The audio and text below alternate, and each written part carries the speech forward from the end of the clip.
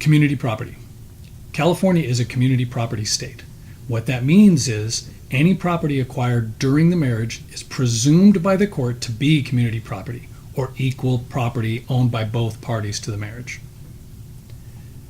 Property acquired during the marriage from separate sources may be proven to be separate property, but it is the burden of the person making that claim to prove it was from separate property sources.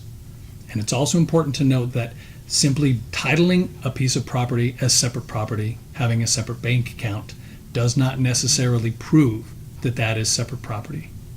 Community property includes any income that is acquired during the marriage or any assets acquired during the marriage.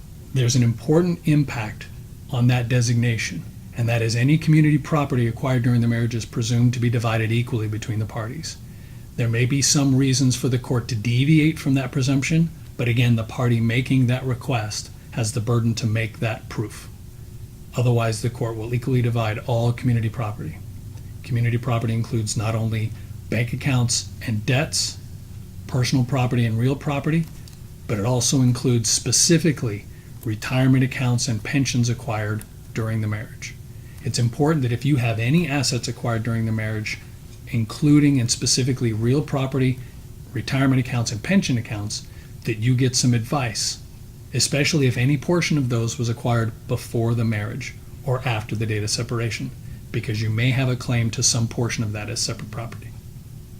Family Law Group LLP, a California law firm focusing on family law. Office is located in Livermore and Walnut Creek. Call Shane today to schedule a consultation.